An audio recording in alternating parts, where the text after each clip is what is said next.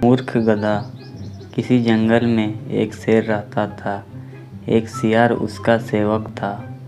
एक बार एक हाथी से शेर की लड़ाई हो गई। शेर बुरी तरह घायल हो गया। वह चलने फिरने में भी असमर्थ हो गया। आहार ना मिलने से सियार भी भूखा था। शेर ने सियार से कहा, तुम जाओ और किसी पशु को खोज कर लाओ जिससे मारकर हम अपने पेट भर सके। सियार किसी जानवर की खोज करता हुआ एक गांव में पहुंच गया। वहां उसने एक गधे को घास चरते हुए देखा। सियार गधे के पास गया और बोला, मामा प्रणाम, बहुत दिनों बाद आपके दर्शन हुए हैं। आप इतने दुर्बल कैसे हो गए? गधा बोला, भाई कुछ मत पूछो, मेरा स्वामी बड़ा कठोर है। वह पेट भर कर घास नहीं देता। इस धूल से सनी हुई घास खाकर पेट भरना पड़ता है। सियार ने कहा, मामा उधर नदी किनारे एक बहुत बड़ा घास का मैदान है। आप वहीं चले और मेरे साथ आनंद से रहें।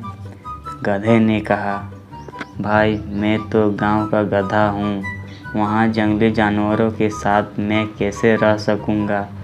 सियार बोला, मामा वहाँ बड़ी सुरक्षित जगह है, वहाँ किसी का कोई डर नहीं है।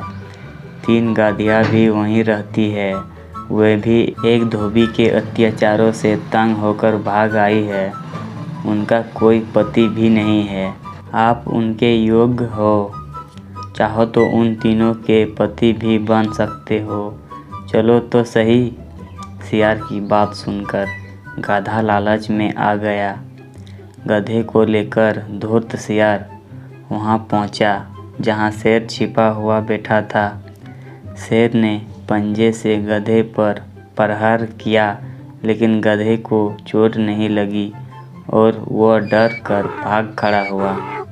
तभी सियार ने नाराज होकर शेर से कहा, तुम एकदम निकम्मे हो गए। जब तुम एक गधे को नहीं मार सकते तो हाथी से कैसे लड़ोगे?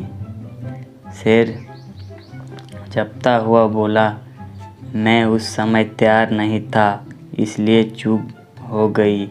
सियार ने कहा, अच्छा अब तुम पूरी तरह तैयार होकर बैठो, मैं उसे फिर से लेकर आता हूँ।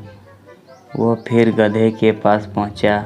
गधे ने सियार को देखते ही कहा, तुम तो मुझे मौत के मुंह में ही ले गए थे। न जाने वो कौन सा जानवर था। मैं बड़ी मुश्किल से जान बचाकर भागा। सियार ने हंसते हुए कहा, अरे मामा तुम उसे पहचान नहीं पाए? वो तो गधी थी, उसने तो प्रेम से तुम्हारा स्वागत करने के लिए हाथ बढ़ाया था। तुम तो बिल्कुल कायर निकले और वह बेचारी तुम्हारे वियोग में खाना पीना छोड़कर बैठी है। तुम्हें तो उसने अपना पति मान लिया है। अगर तुम नहीं चलोगे तो वह प्राण त्याग देगी।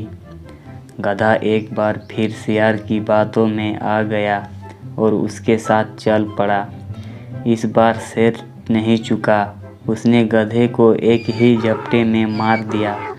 भोजन करने से पहले शेर स्नान करने के लिए चला गया।